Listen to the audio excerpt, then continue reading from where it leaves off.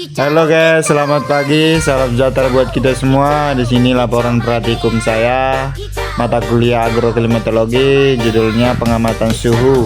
Dengan saya sendiri Gideon Manurung dengan NIM 2502014, dengan dosen pengampu saya Ibu Cik Salmiati MPD PhD, Prodi Agroteknologi yang berketempatan di Institut Teknologi Perkebunan Pelawan Indonesia yang sejahtera. Baik, selanjutnya kita masuk ke pendahuluan. Suhu merupakan salah satu parameter fisik yang paling krusial dalam memantau kondisi lingkungan maupun kesehatan makhluk hidup. Secara termodinamika, suhu didefinisikan sebagai ukuran energi kinetik rata-rata dari partikel-partikel yang menyusun suatu sistem.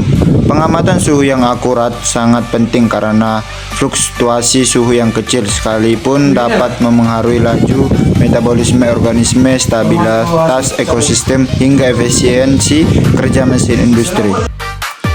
Baik, alat dan bahan yang kita gunakan guys di praktikum kita kali ini ada anemometer, HP. Jadi inilah alat yang kita gunakan nanti setiap kita melakukan pengamatan. Jadi jangan sampai tertinggal, terutama HP-nya dan anemometernya kita pastikan di kampus tetap ada di ruang laboratorium ya guys.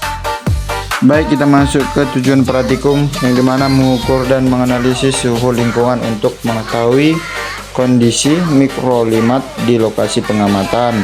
Jadi kita pastikan kita ada di lokasi pengamatan yang kondisinya jauh dari pepohonan atau di lapangan pengamatan. Oke guys, tanpa berlama-lama kita lanjut ke langkah kerja. Di sini langkah kerja kita pertama kita menggunakan handphone.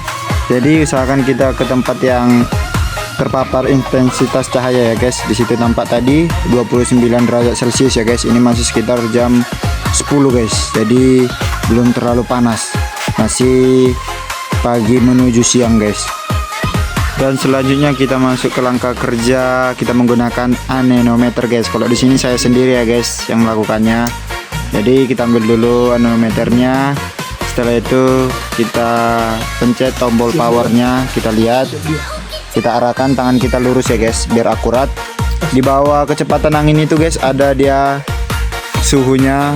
Jadi kita bisa melihat berapa suhu yang terdapat dan di sini itu suhunya itu 25 derajat Celcius. Oke, kita masuk ke hasil dan pembahasan. Berdasarkan hasil pengamatan yang dilakukan terlihat adanya fluktuasi suhu yang signifikan selama periode waktu tertentu. Data menunjukkan bahwa suhu meningkat secara bertahap ketika atau sebutkan pemicunya, misalnya pemanasan dilakukan mencapai titik puncak pada menit ke 1. Sebut kondisi kenaikan suhu ini mengidentifikasikan adanya perpindahan energi termal ke dalam sistem yang meningkatkan energi kinetik molekul di dalamnya. Sebaliknya, penurunan suhu yang terjadi pada tahap akhir pengamatan disebabkan oleh pelepasan kalor ke lingkungan, disipasi panas hingga mencapai keseimbangan termal. Jadi kita masuk ke hasilnya guys, bisa kita lihat tabel seperti gambar di video ini. Hasilnya itu mulai dari tanggal 15 sampai dengan 21 April.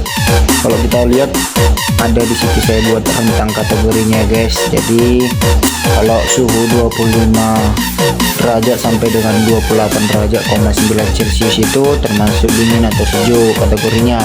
29,0 sampai dengan 33,9 derajat Celcius itu termasuk normal atau hangat, sedangkan 34,0 derajat Celcius itu dikategorikan panas guys. Jadi kalau kita lihat hasil kita ini, mulai dari hari pertama itu normal, kedua cenderung panas, ketiga normal, keempat normal, kelima cenderung panas, keenam itu pagi cenderung panas, dan yang terakhir itu normal ya guys, sesuai pengamatan yang kita lakukan di kampus atau di halamannya. Oke guys, kita masuk ke akhir, ada kesimpulan. Berdasarkan pengamatan yang telah dilakukan, data menunjukkan adanya perubahan suhu yang signifikan seiring dengan bertambahnya durasi waktu pengukuran. Pada awal pengamatan, suhu media berada pada kondisi stabil.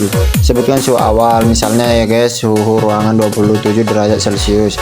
Namun setelah diberikan perlakuan berupa pemanasan, terjadi kenaikan suhu secara bertahap yang mengidentifikasikan adanya perpindahan energi termal ke dalam sistem.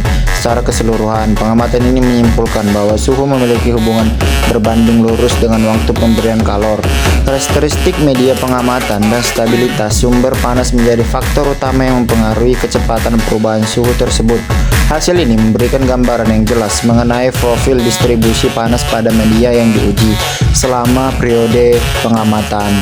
Oke guys, sekian video dari saya. Kurang lebihnya saya mohon maaf. Jika saya ada kata salah, saya mohon maaf. Selamat pagi, salam sejahtera buat kita semua.